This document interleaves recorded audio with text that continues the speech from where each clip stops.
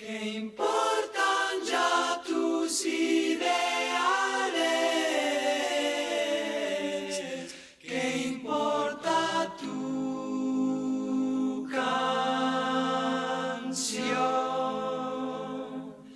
La grasa de las capitales cubre tu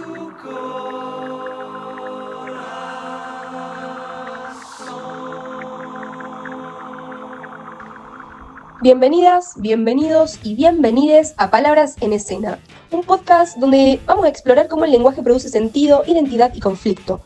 Hoy vamos a analizar una microescena de debate sobre el lenguaje inclusivo a la luz de los capítulos 2 y 3 del libro de Juan Bonín, Material clave del eje 3, Lenguaje, contexto y acción verbal. Yo soy María José Almada, a quienes van a escuchar durante este capítulo.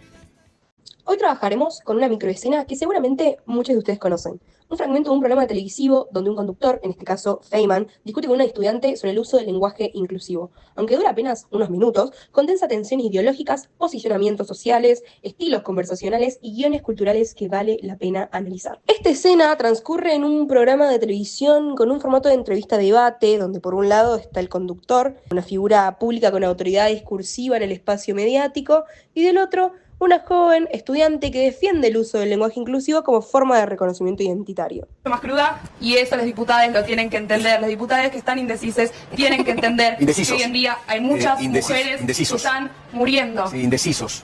Bueno, discúlpame, Eduardo, sí. Desde el inicio podemos observar una asimetría de poder donde Feynman controla el tiempo, el tono y el marco interpretativo del intercambio, mientras que el estudiante llega allí representando una postura socialmente controvertida, el uso de desinencias inclusivas como todes o compañeres. Si bien lo que parece una conversación sobre gramática rápidamente se convierte en una disputa sobre identidades, legitimidades y valores, así tal como plantea Bonín, ninguna discusión lingüística es solo lingüística, siempre hay una ideología que organiza lo que se considera normal, correcto o aceptable. A través de los capítulos 2 y 3, Bonín nos va demostrando cómo el lenguaje hace mucho más que transmitir información.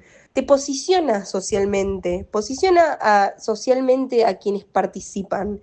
Una de las herramientas principales para esto es la deixis social, es decir, la manera en que el lenguaje marca roles, jerarquías y distancias.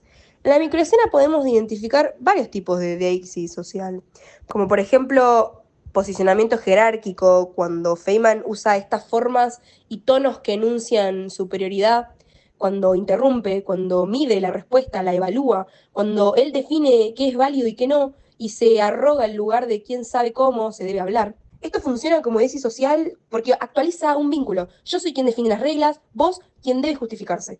A su vez también tenemos deixis de afiliación, cuando el estudiante en cambio usa formas como nosotros, las personas que no se sienten representadas, muchos jóvenes usamos. Esas elecciones no son solo lingüísticas, construyen un nosotros identitario, colectivo, minoritario que disputa un lugar social.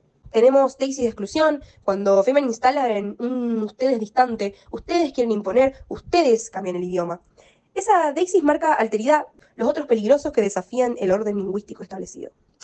Bonín sostiene que todo acto comunicativo se sostiene en guiones sociales, expectativas implícitas sobre cómo se debe desarrollar la interacción. Y en este caso el guión esperado sería tal vez un diálogo un diálogo calmado, una argumentación respetuosa, una escucha activa, un intercambio racional. Pero esta escena quiebra ese guión porque el conductor no debate ideas, intenta deslegitimizar la identidad que el estudiante expresa al hablar. Militante, en cambio, sigue otro guión, el de la explicación pedagógica. Intenta fundamentar, contextualizar, aportar razones, incluso cuando el interlocutor no brinda el mismo marco de cooperación. Y la ruptura del guión genera la tensión central de la microescena, dos formas de entender el lenguaje y la comunicación que no se encuentran.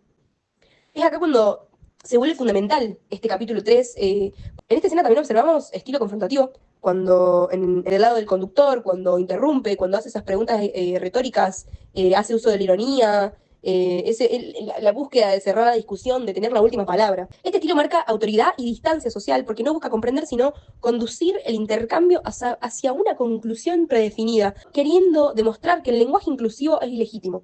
También este estilo argumentativo colaborativo del lado de la militante, porque en sus intentos de explicar, de dar ejemplos, de tener este tono moderado, aceptando también explícitamente partes del discurso del otro y el foco en el consenso, demuestra que se intenta mantener un espacio de diálogo, aunque el otro no colabore.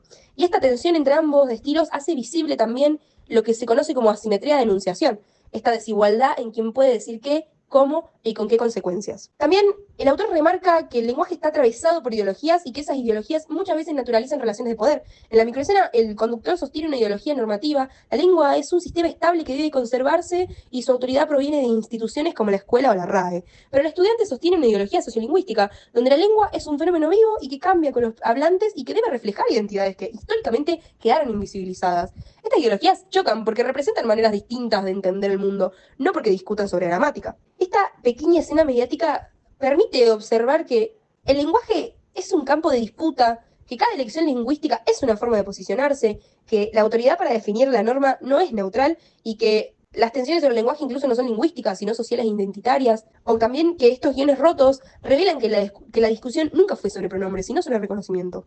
El lenguaje para este autor no es solo un medio de comunicación, es una herramienta con la que construimos, con la que defendemos y con la que disputamos identidades. El episodio que analizamos hoy es el ejemplo perfecto de cómo en una microescena cotidiana se revelan tensiones ideológicas profundas. Cuando escuchamos atentamente estas interacciones, sus deixis, sus guiones, sus estilos, entendemos que el lenguaje no solo nombra el mundo, lo organiza, lo distribuye, lo jerarquiza y también puede transformarlo. Por eso, como dice el título del capítulo 2, somos lo que decimos, pero también lo que nos dejan decir, lo que nos cuestionan y lo que defendemos al hablar. Gracias por acompañarme en este análisis. Nos escuchamos en el próximo episodio. Soy María José Almada, espero que lo hayan disfrutado.